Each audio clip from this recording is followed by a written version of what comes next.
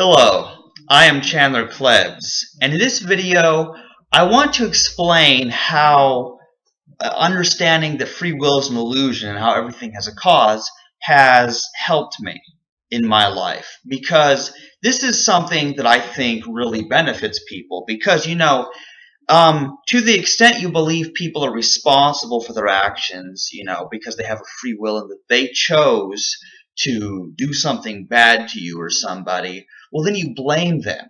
And, this is a very common thing. People who write books refuting free will, such as George Ortega, Trix Slattery, and Chapman Cohen. Yeah, there's this guy named Chapman Cohen who his books are in the public domain now.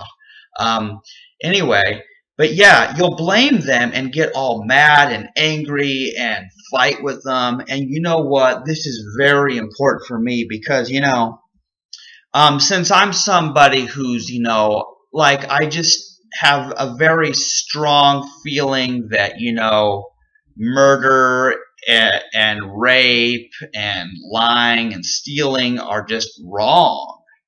And some people say that I can't have any morality at all because if things are determined by prior causes, then I can't say something's right or wrong. And yet the foundation for my entire system of morality is pleasure and pain. If something is pleasure to you, if it feels good, well then go for it. Why not? But if it's causing pain to you, or it's causing pain to others, well then that's bad. And what you'll notice is the reason we don't like murder and rape and lying and stealing is that it hurts us, whether physically or in some emotional, psychological way. And so the foundation of morality is entirely biological, psychological, philosophical. And people who believe divine command theory that, well, something's right or wrong because God says so, well, they don't get it. Because when I talk about morality, I'm saying that there's some things that are good and some things that are bad. But they say that, oh, well, you can't have moral responsibility if we don't have free will. And I'm like, well, actually, if people had a free will, you couldn't hold them morally accountable either. It would have no effect because their will would be free from anything you say or do. So responsibility, even pragmatically, requires determinism. It requires causes, and without determinism, without cause and effect, well then nothing is good or bad, because if your actions don't have any effect on anything else, well then how can you say it's bad to kill somebody? Well, you can't say it's bad to kill somebody if they don't die from you killing them. I mean, that's what murder is, killing somebody, and so, yeah, so I think in terms of morality, and I think there's a type of responsibility that's compatible with determinism. I just don't believe in blame and retribution and all that. And so it's just very important to understand that this has helped me in my life, just in everyday life, a lot. Because when a person like me is very opposed to abortion, and then people are pro-abortion, and I'm like, you're baby killers, you murderers, you're bad, And so that's the free will perspective when I'm holding them responsible, like completely responsible for their actions. And I know now under a deterministic perspective that they're not responsible for what they believe, because it's entirely causal, based on all the causes that happen to them that cause them to believe what they do, and it happens to differ from my views on abortion. And the same goes for vegetarianism or veganism. Is like some people are caused, they are taught, well, human life matters, but those animals exist only so that we can kill them and eat them, which is just absurd to me. And when I started realizing that, meat is murder, seriously, meat is murder, because you have to kill something to eat its meat. And so it's like, well, I stopped eating meat after I realized this, after I just started realizing, wait, to buy meat is to promote murder. You are paying other people to kill animals. So it's like, so on one hand, it would seem easy to blame people for being carnivores, but then I remember, wait, I didn't know any better. I was taught that eating meat was okay because only human life matters and because God gave man dominion or permission to eat animals or whatever, you know. And so I'm like, well, now I look at it from a deterministic perspective and realize that these other animals feel pain too.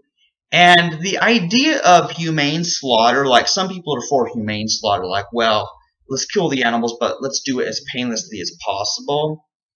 And I mean, sure, that's an improvement. Maybe it's a step in the right direction. But you know what? If your view of that animal is that it exists for you to eat it, how can you really view it as an equal? How can you really view it as something like yourself? And I'm just too aware that I am an animal. I'm totally an animal. And realizing that, hey, I could have been a dog if my parents had been dogs. I could have been a cow or a bull if my parents had been a cow and a bull, you know. And it's like, dude, seriously, speciesism is just bad, man, you know. And so that's the whole thing, is like, but I didn't know better. And so just as I can't blame myself for my meat-eating history, I can't really blame people for their carnivorous ways, because I understand they don't have a free will and that they can't just magically always do the right thing. Because if you had a free will, why wouldn't you just only believe things that are true and only do things that are good, you know?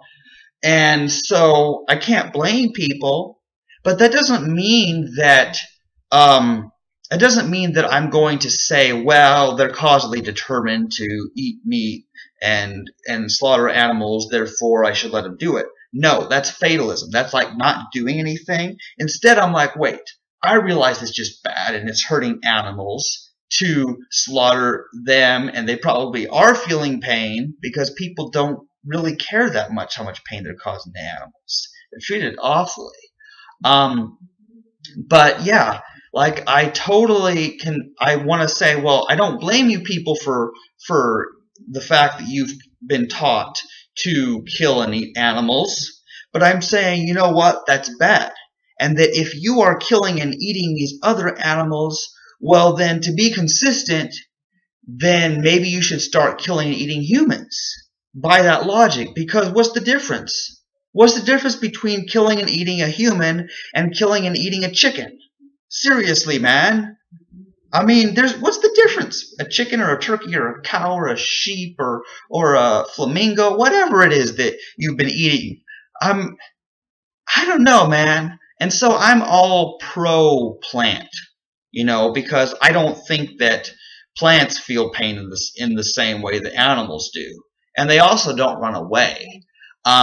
So I think that vegetarianism is really good. And veganism, I'm very pro-vegan too, because the suffering, yeah, I mean, the fact that,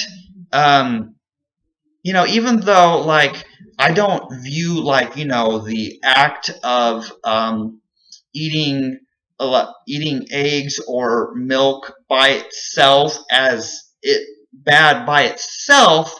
It's just that it causes so much suffering to animals, because if you buy those things, you're probably promoting financially farms that don't treat their animals well. And so that's part of the case for veganism. I mean, there's a book about that, Why We Should Go Vegan by Magnus Binding, and there's a lot of books on veganism. So I'm pro-vegan, but I try to introduce people to the topic of vegetarianism first. But see, that's the thing, is that rather than, like, if I believed in free will, I'd just be like, you horrible animal murderers, you're so bad, and I don't like you anymore. Because that's what a free will perspective does to you. But if you understand determinism, well, you can still tell people, well, what you're doing is bad here. You realize that, don't you? And some people will say, yeah, that's bad. I'm not going to do that no more. Which is the thing I expect. It's like, that's the thing is, I'm saying, well, what you're doing is bad, and if I explain it to them, they're like, well, yeah, some of them will change, and some people will say, shut up, God gave me permission to eat animals, and I'm going to kill and eat all the animals I want because I like the taste of bacon. Seriously, those people do exist. I've encountered them. Carnivores are crazy, man, but I don't blame them because they don't have a free will.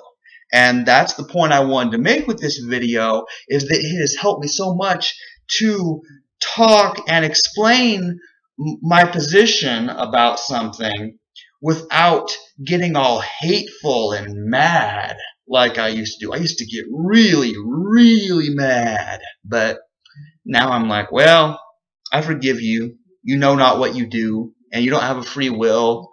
And I try to explain how overcoming the illusion of free will has helped me. And so I hope somebody gets it, because it will make your life better. Seriously.